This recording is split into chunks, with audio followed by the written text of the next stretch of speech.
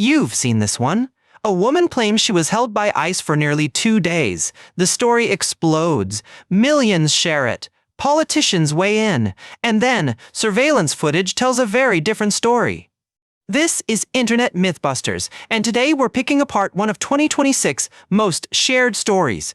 A viral claim that fooled journalists, activists, and maybe even you. March 2026. A 28-year-old woman from Skokie, Illinois says she's just been released from ICE custody. 43 hours, she claims. Detained without cause.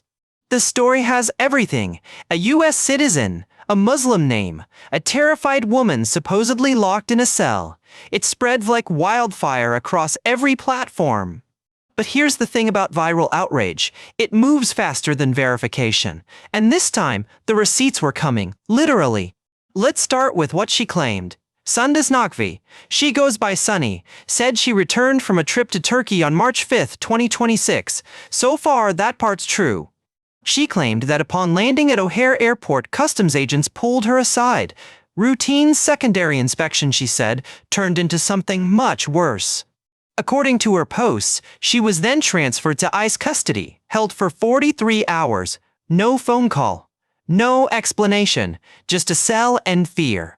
The story hit every emotional trigger. An American citizen, a woman, a Muslim traveling alone, detained without due process. It was designed to go viral, and it did.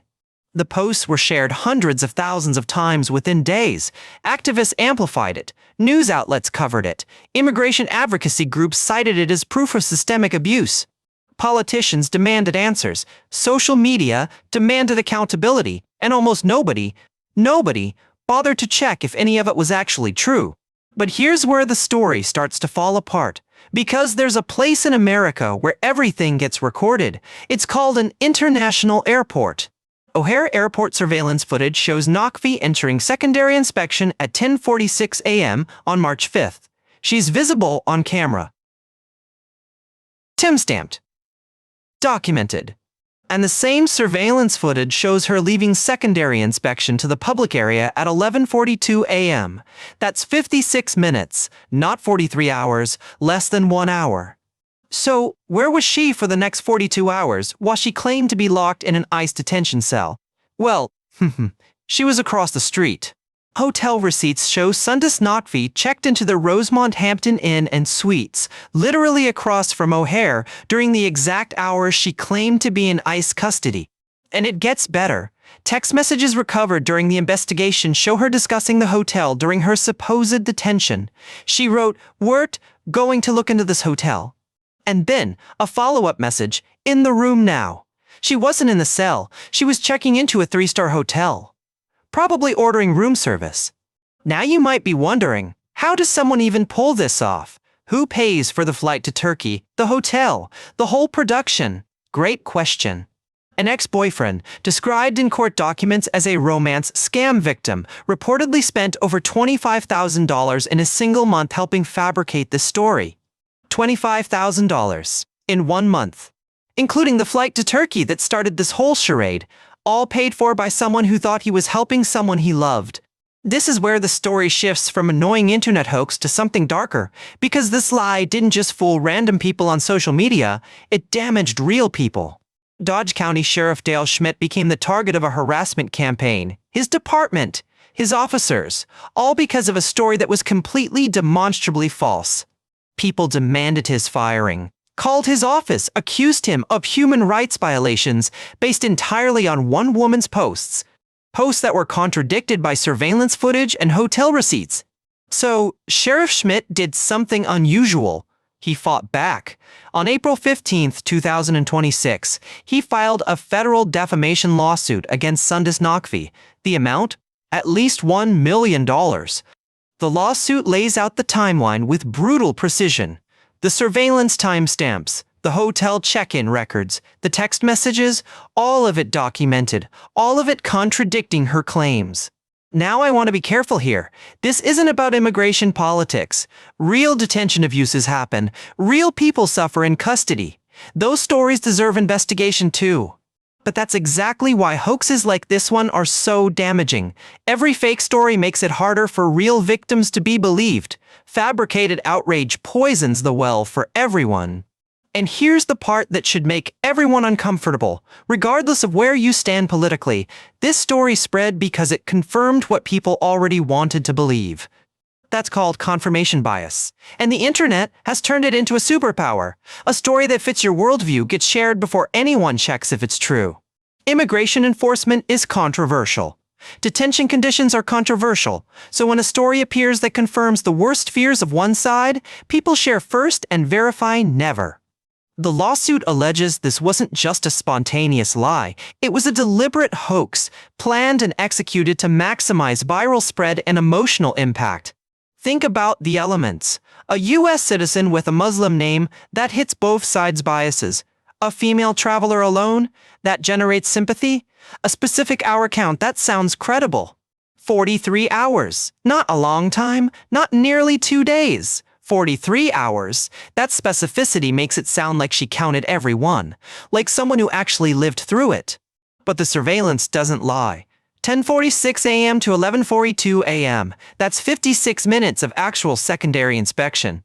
Everything else was fiction. So, what do we actually learn from this? Because outrage is easy, skepticism is harder, and in an age of viral everything, the hardest thing might be simply waiting. First, specific details don't equal truth. 43 hours sounds credible because it's precise, but precision is easy to fake. What's hard to fake is documentation. Second, be especially skeptical when a story perfectly confirms what you already believe. That's exactly when your guard is lowest. That's when hoaxes slip through. Consider this approach when you see a viral claim, especially about political topics. Wait 48 hours before sharing. Real stories will still be true on day 3. Hoaxes often collapse by then.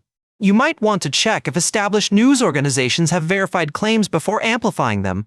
Not social media accounts, not activists. Actual newsrooms with editorial standards. And here's one that sounds obvious but isn't. Look for primary sources. Court documents. Official statements. Surveillance footage. Not screenshots.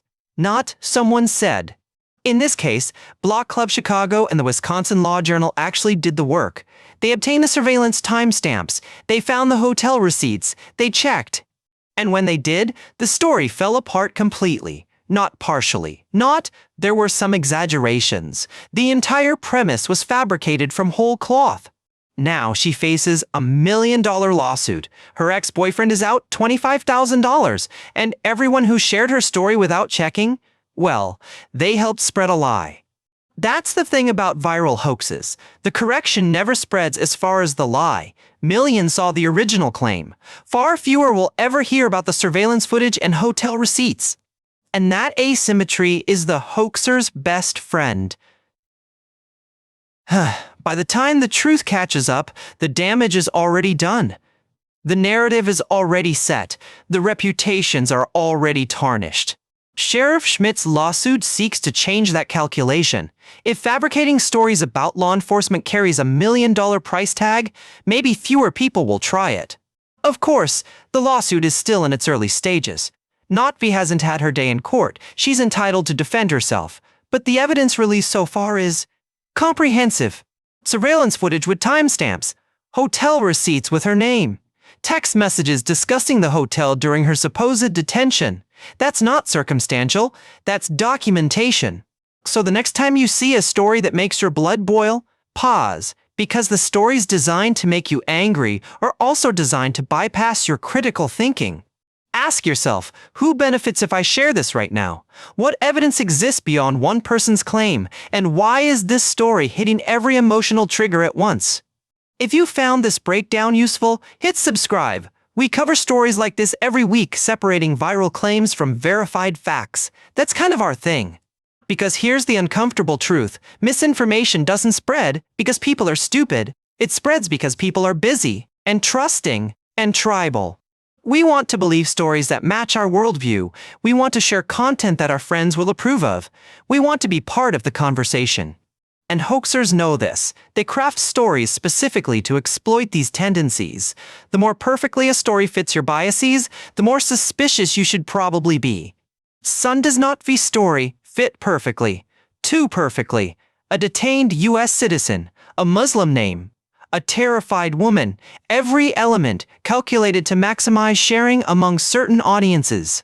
And for a few days it worked. The story went everywhere. The outrage machine activated. Real people faced real consequences based on something that never happened.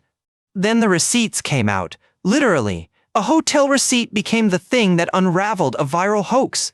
Sometimes the truth is that mundane. So what's the verdict? Sundas Naqvi claims she was detained by ICE for 43 hours. Surveillance footage shows 56 minutes. Hotel receipts show she was across the street. The story was a hoax, fabricated, and now there's $1 million lawsuit to remind everyone what happens when fake claims destroy real reputations. Next time you see a story that seems too perfect to be true, it probably is. I'm your skeptic, and that's Internet Mythbusters.